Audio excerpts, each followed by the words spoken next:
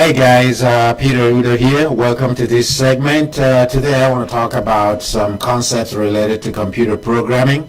But before we go on to discuss these concepts, I want to encourage you to share this video with your friends who might find the skills useful and make sure they get this information. You never know who's going to need it in what they do.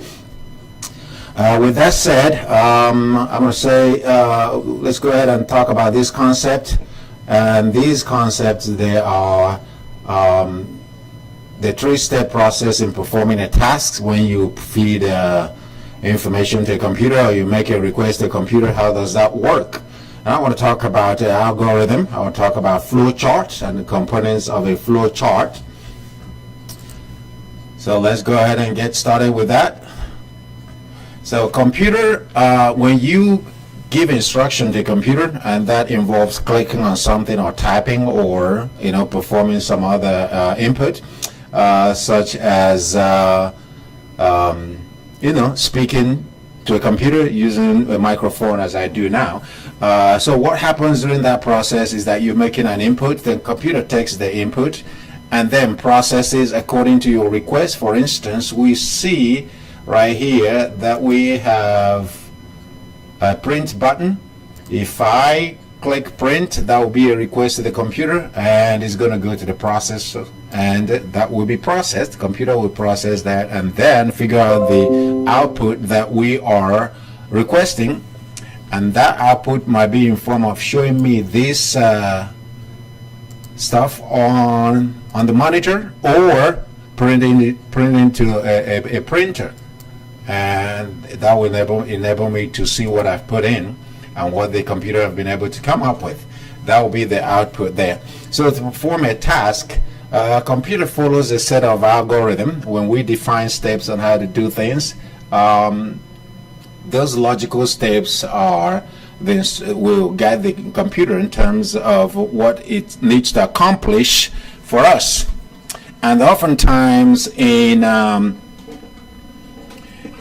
programming, you use a flow chart to depict this. When you are designing a program, you want to make the visual presentation of that to see how it's going to go in case somebody else inherits the program from you.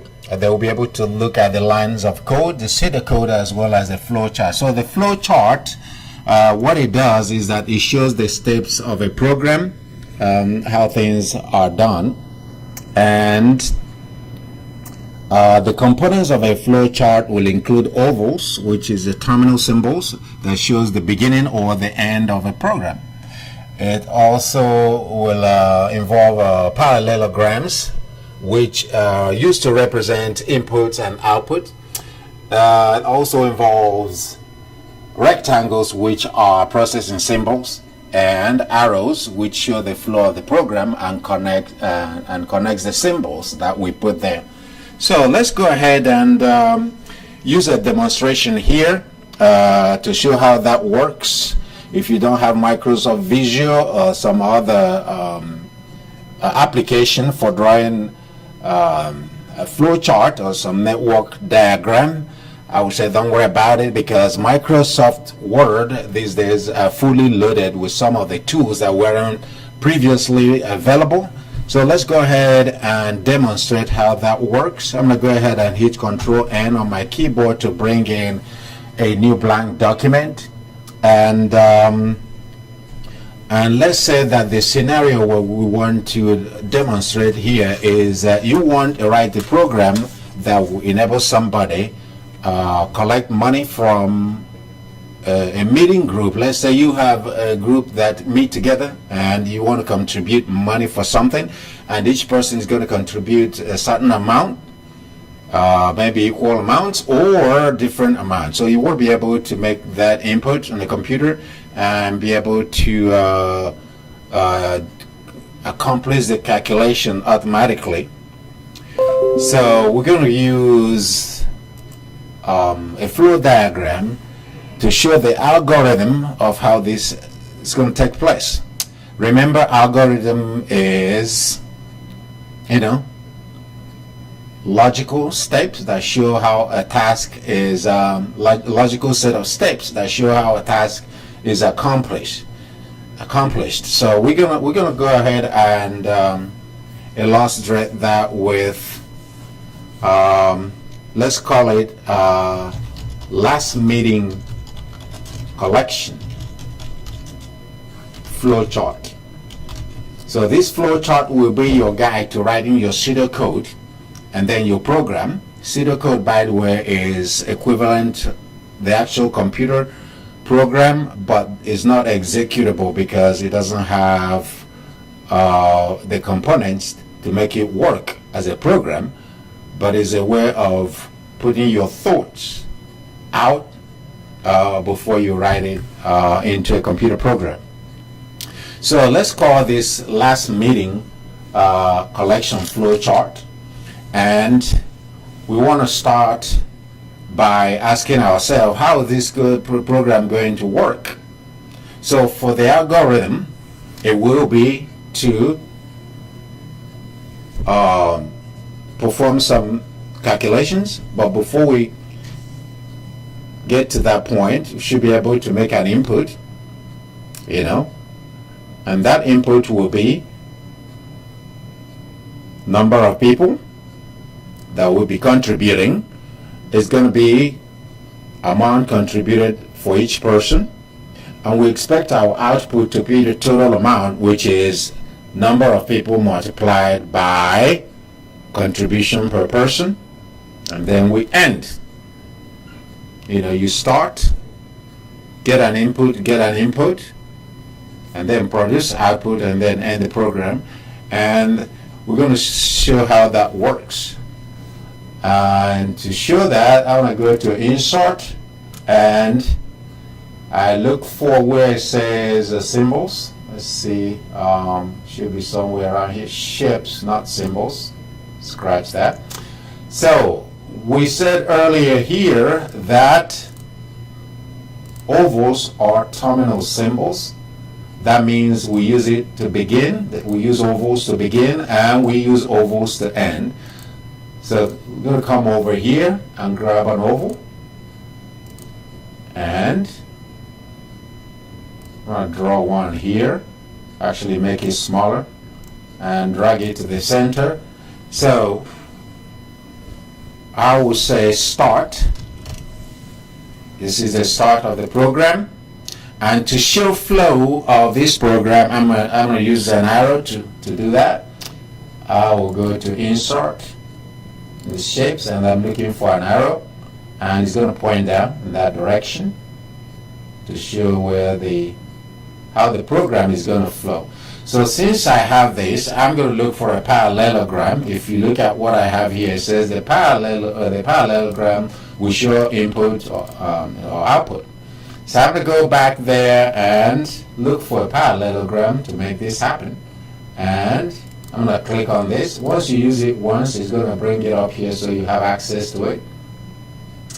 So I'm going to go over here and look for what looks like a parallelogram. And let's see here. So I'm going to go down to flowchart category and look at one here. So I will click on that, come over here and drag it. And that will give me a shape like that. I'm going to move it up a little bit so it can flush with that. So once I have that, I'm going to tell, put in what step will be done here. I'm going to say input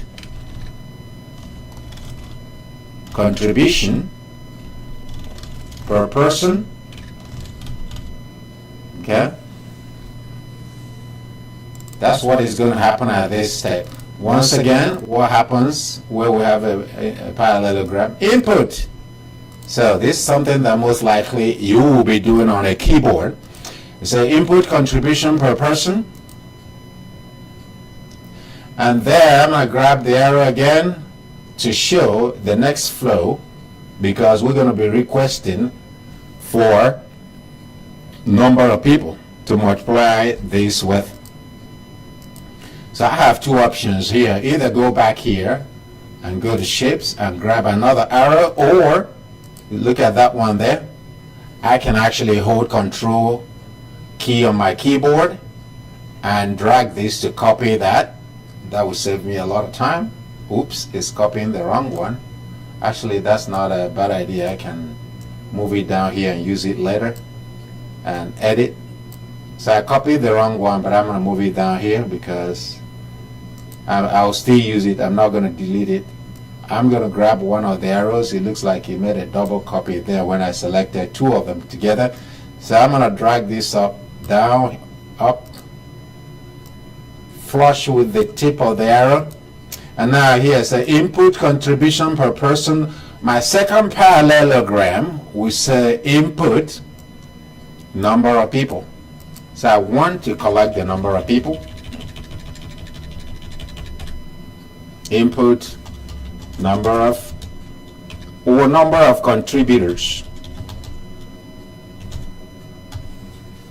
Okay, so we have input number of contributors. The next thing that will come here, guess, an arrow, and I have two options. Either go back here and get an arrow from shapes, or copy this one. So I'm going to copy this one.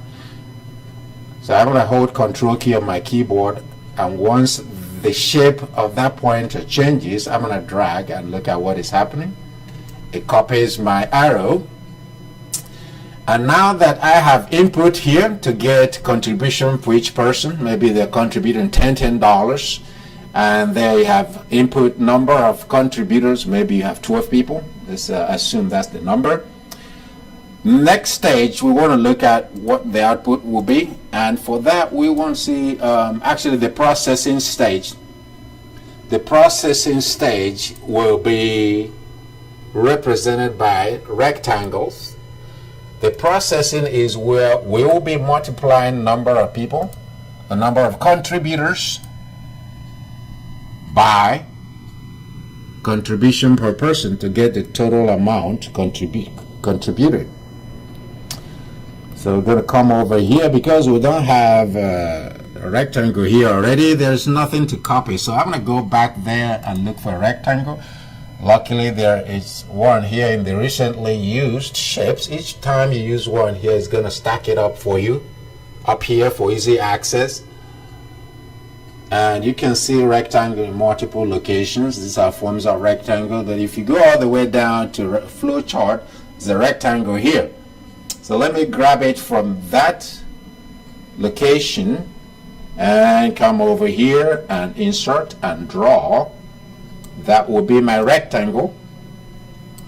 And what I want this process in here to do is, I can say calculate total contribution as amount per person multiplied by number of people.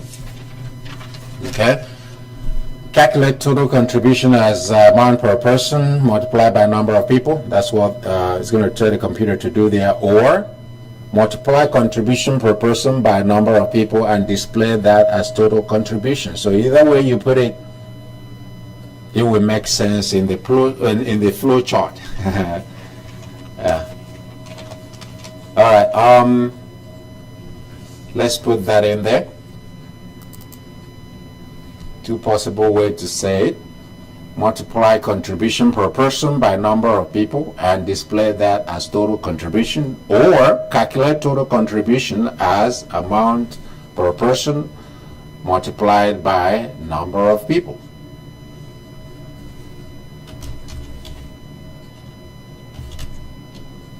Calculate total contribution as amount